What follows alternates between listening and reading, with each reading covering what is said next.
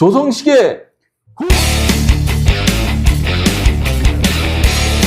오늘 오후 보내고 계십니까?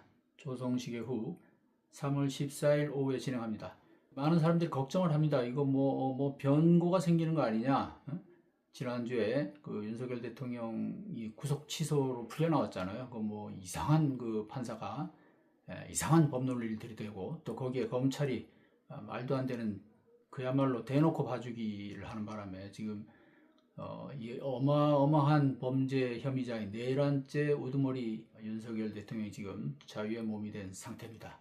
그에 따라서 더욱 그 극우 쪽의 목소리가 커지고 지금 무슨 사태가 벌어질지 모르는 이런 일촉즉발의 상황인데요. 그래서 빨리 이런 국가적인 혼란을 종식시키기 위해서라도 헌법재판소가 빨리 선고를 해야 되는 거 아니냐. 상황을 비교적 잘 알만한 그런 법조인으로부터 좀 의견을 들었습니다. 이분 의견에 따르면은 탄핵 선고는 다음 주 화요일이 유력하고요. 8대0 전원 일치로 하면 결정이 나올 것이다. 올해 지금 시간을 끌고 있는 것은 아무래도 이번 사안이 그만큼 지금 중대하고 또 우리 사회가 아주 지금 심각하게 지금 대립하고 있잖아요. 그러니까 박근혜 대통령 탄핵 심리 때도 사실은 그 지지자들의 반발이나 그런 대단했죠, 그때도. 그럼에도 사회 전체적으로는 어느 정도 탄핵이 불가피하다, 이런 그 여론이 형성이 됐었거든요. 근데 이번에는 다른 분명히 분위기가 있는 건 맞습니다. 그럼에도 사안의 성격으로 사건의 내용으로 봐서는 오히려 박근혜 때보다도 훨씬 더 파면 사유가 심각하다, 탄핵 사유가 심각하다, 이렇게 볼 수밖에 없는 상황이죠. 늦어지는 것에 대해서는 일부 소수의 재판관이 다른 목소리를 좀 내는 것 아니냐, 이것을 어떻게든지 조율하느라고 시간이 걸리는 것이 아니느냐, 이런 분석이 나오고 있는데요. 저하고 이제 얘기한 분의 의견으로는 아마도 그렇게 볼 수도 있지만 지금 어느 정도는 지금 끝내놨고, 어느 정도 의견은 거의 이제 조율된 상태고, 시기를 이제 선택하느라고 좀 늦어지는 것 같다. 과연 어느 시점에 선고를 하는 것이 사회적 혼란을 최소화할 수 있느냐, 이런 고민을 한다는 것이죠. 왜냐하면 이제 헌법재판소가 물론 여기서도 사실관계를 다투긴 하지만은 헌법재판소는 말 그대로 일반 법원과는 또 다르게 여러 가지 어떤 정치 사회적인 상황도 고려를 한단 말이죠. 자, 그래서 조금 현재 재판관들이 지금 바로 선고를 안 하고 있다. 제일 우려가 되는 사람이 그 이제 주심을 맡은 정형식 재판관인데요. 보수 성향이잖아요. 근데 이 정형식 재판관도 대놓고 어떤 이거 기각을 해야 된다, 어떤 그런 쪽에 어떤 질문을 던진다거나, 아니면은 그 어떤 반대편에 선 그런 의견을 내비친 적이 없습니다. 정 재판관이 좀 문제를 삼았던 것을 보면 곽종근 특전사령관이 그 국회에서 인원을 끌어내라, 또는 요원을 끌어내라, 또는 의원을 끌어내라. 그 곽종근 사령관 말이 좀 이제 국회 상황에 대해서 말이 좀 왔다 갔다 했잖아요. 그 표현을 두고. 그게 이제 대통령한테 들었다는 건데. 그래서 그 부분이 좀 왔다 갔다 한 거에 대해서 좀 문제를 삼았고요. 근데 이제 이 부분도 최종적으로는 인원을 끌어내라. 여기서 그 인원은 바로 국회의원들을 얘기한 것이다. 그리고 또 하나 이제 그 홍정원 전 국정원 차장의 메모에 대해서 좀 논란이 있었죠. 그 부분을 이제 정형식 재판관이 조금 문제를 삼았는데, 그것도 메모 내용이 좀 뚜렷지 않다 이런 정도지, 그 메모가 내용이 위조됐다든가 가짜라든가 그런 정도의 문제 제기는 아닌 거거든요. 그래서 이런 걸로 봤을 때 어떻게 보면 가장 보수적인 재판관조차도 아마도 인용 결정으로 마음을 굳히지 않나, 이런 생각이 들 수밖에 없다는 거죠. 그리고 이분이 또 군대 동원해서 그 국회 점령하고 이런 거 우리가 다 보지 않았느냐, 이런 얘기를 또 심리 중에 했어요. 그래서 보수 성향이라도 다른 의견을 내기가 지금 쉽지 않을 것이다, 이렇게 전망을 합니다. 일부에서는 이제 심리 절차와 관련해서 각하 의견을 조심스럽게 얘기하는 사람도 있어요. 물론 이제 보수 우파 진영에서 나오는 얘기지만, 가장 이제 주된 논거가 그 탄핵소추단에서 그 내란죄 부분을 철회한 부분이죠.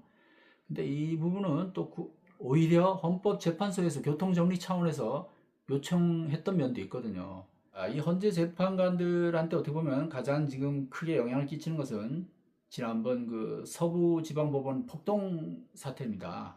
왜냐하면 이 헌재는 이런 부분들을 또 무시할 수 없기 때문에 어떻게 하면 가장 안전하게 사회 불안감이나 사회 혼란을 최소화하면서 안정감 있게 결정을 할 것이냐, 안정감 있게 선고를 할 것이냐. 그래서 지금 여론 추이도 좀 지켜보면서 이렇게 시점을 정하려는 것 같습니다. 월요일쯤 공지를 하고 그 다음날 화요일날 바로 선고하는 이런 전략을 택할 것으로 보입니다. 왜 화요일 정도로 보냐면 수요일 벌써 그 뒤로 넘어가면 이게 이제 너무 늦어지기 때문에 오히려 불필요한 그런 또 오해와 또 혼란이 가중될 것이다. 그리고 실제 그간의 심리가 이미 충분히 이루어졌고 또 평의가 계속되어 왔기 때문에 더 이상 늦출 명분도 또 실리도 없다는 거죠. 어제 검사들 탄핵 기각을 했잖아요. 그 이제 도이치모터스 사건 관련해서 김건희 여사를 무혐의 처분한 그 수사라인 간부들, 제일 위에 이제 서울중앙지검장 이창수 서울중앙지검장, 그 밑에 조상원 서울중앙지검 4차장, 그 다음에 실무 주임검사 역을 맡은 최재훈 반부패 2부장. 자, 이 세 사람 모두 민주당이 이제 주도를 해서 탄핵 소추했는데 헌재에서 다 기각 결정을 했잖아요. 그래서 이것을 두고 또 보수 우파 중에서는 그거 봐라, 민주당이 탄핵한 것이 이렇게 잘못됐다는 것을 헌재가 인정했다. 자, 그래서 윤석열 대통령 탄핵도 그런 흐름에서 기각되지 않겠느냐. 자, 아전인수격인 해석이죠. 오히려 그 반대로 보는 것이 맞을 거다. 그러니까 재판관들이 우리가 이렇게 공정하게 한다, 이런 것을 어떻게 보면 사전에 이 포석을 까는 거라고 볼 수 있는 거거든요. 자, 그리고 이런 부분에 대해서 자, 분명히 그 문제를 삼았잖아요. 김건희 수사 중 문제가 있다는 취지로. 그럼에도 8대0, 뭐 6대2도 아니고 8대0의 전원일치로 그 검사들 탄핵 기각을 한 것은 이렇게 헌재 재판관들이 비록 소수 의견이 다르긴 해도 가능하면 전체 한 마음으로 의견을 통일해서 결정을 한다, 이런 걸 보여준 거죠. 말하자면 이게 지금 이제 예고편이에요, 예고편. 근데 그게 기각의 예고편이 아니고 인용의 예고편이다. 이번에 만약에 이 사람들 중 누군가를 탄핵을 결정을 했다면 오히려 이것이 이제 부담이 될 수도 있거든요. 윤 대통령 그 탄핵 선고에서. 그런데 이 사람들 다 기각을 했기 때문에 오히려 부담이 이제 거의 사라진 거예요. 오히려 윤 대통령을 편하게 탄핵을 할 수 있는 그런 여건이 조성됐다, 이렇게 볼 수 있겠습니다. 자, 이것이 그 사유가 법리적으로 너무나 명백하고 당연하기 때문에 기각 결정을 하려면 이 결정물 쓰기가 너무 힘들다는 거예요. 법조인들 시각에서 봤을 때는. 그렇지 않겠어요? 지금 뭐 불법적인 게 한두 가지가 아니고 또 위헌적인 게 한두 가지가 아니잖아요. 그 대통령 본인의 자백도 있었고, 그리고 뭐 한 10가지 얘기를 하면 한 9가지는 다 거짓말이라는 게 또 드러났잖아요. 그것도 다른 사람도 아닌 그 국군 통수권자인 윤 대통령의 명령대로 쫓아서 이 계엄에 참여했던 군인들 입에서, 군 지휘관들 입에서 그런 진술이 다 나왔잖아요. 그 사람들이 뭐 다 짜고 지금 거짓말 합니까? 자기들 대통령 지금 군 통수권자를 지금 파면시키려고? 그건 뭐 정말 말도 안 되는 업체이잖아요. 그래서 이 사안의 중대성, 자, 이제 이걸 보통 생각하는데, 위법, 불법, 뭐 위헌적인 요소가 있어도 이것이 대통령을 파면시킬 정도로 중대한 것이냐, 이것이 이제 유일하게 변수가 될 수 있는 부분인데, 이 점에 있어서도, 이 중대성 면에 있어서도 파면하지 않을 수가 없다. 우선 그 비상계엄, 헌법에서 인정한 헌법에서 규정해 놓은 비상계엄의 요건에 전혀 맞지 않는 그 국회 봉쇄 있잖아요. 국회의원들 활동을 못하게 하려고 했던 그거 하나만으로도 그 중대성 면에서 충분하다. 그 다음에 또 그것뿐인가요? 주요 정치인들 체포, 그 다음에 중앙선거관리위원회 습격, 헌법상 독립기구인 선거관리위원회를 습격해서 불법으로 그 서버를 탈취하려고 했잖아요.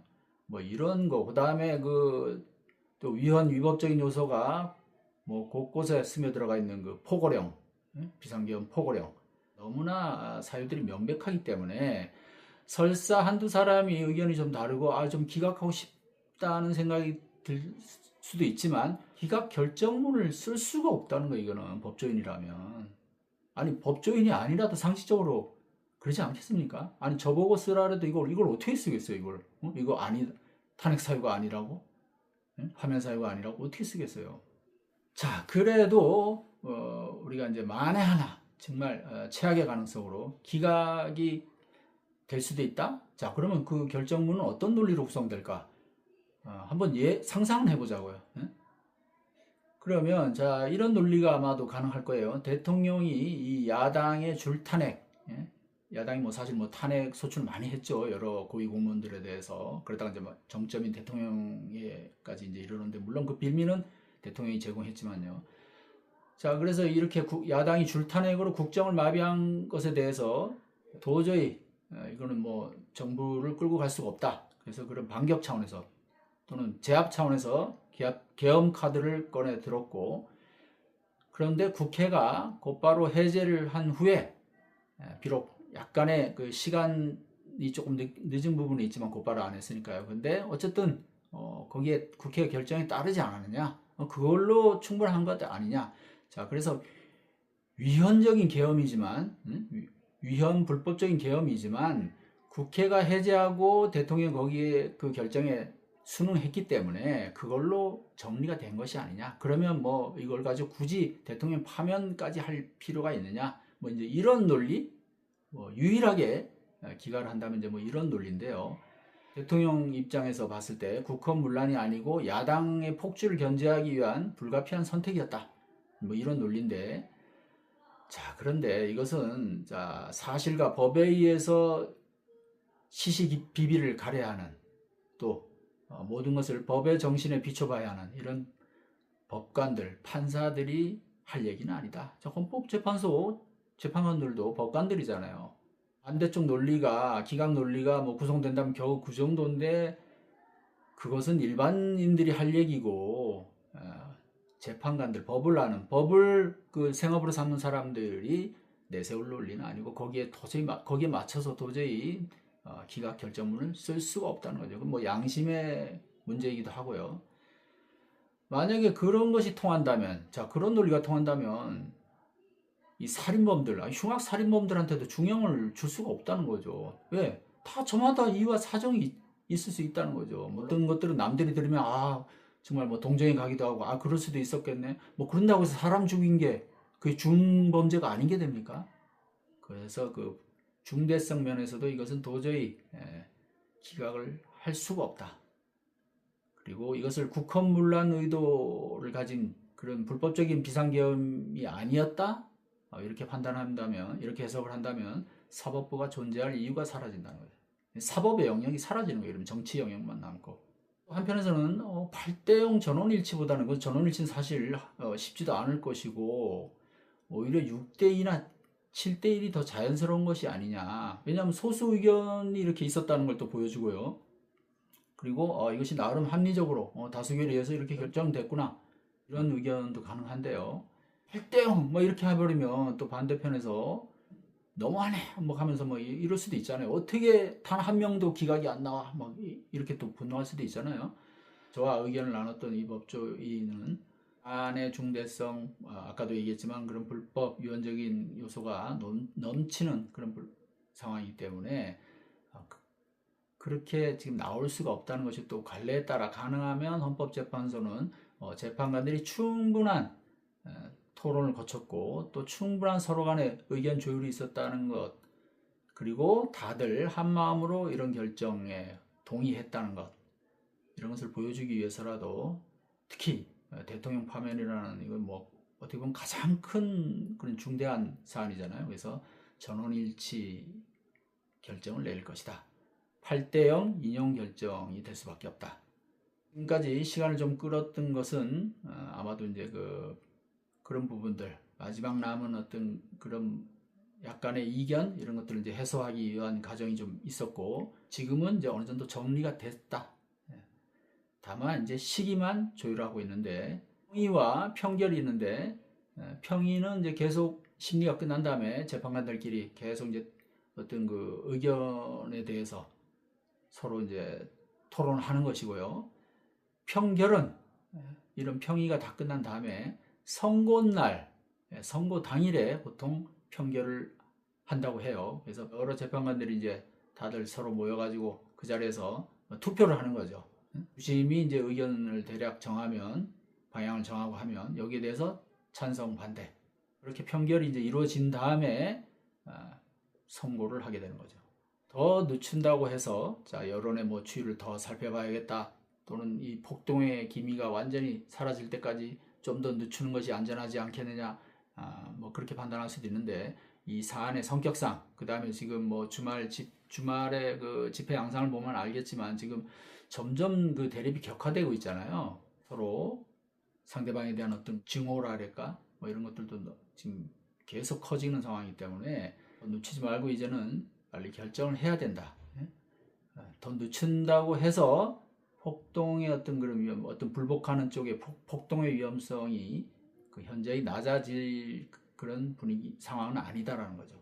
아까도 말씀드린 것처럼 이번에 검사 3명에 대해서 전원일치의 탄핵 기각이 나온 것은 진보 성향 재판관들이 어떻게 보면은 윤 대통령의 탄핵 전원일치 인용 결정을 끌어내기 위해서 어떤 분위기 조성 또는 사전 포석, 이렇게 평가할 수 있다.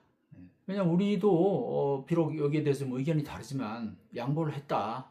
재판관들의 의견 일치를 위해서, 이런 명분이 되는 거죠. 그래서 아마 지금 윤 대통령 탄핵을 두고도 아마 한두 명 정도 좀 고민하는 재판관도 있을 수 있는데, 전체 대세를 따라가지 않을 수 없다.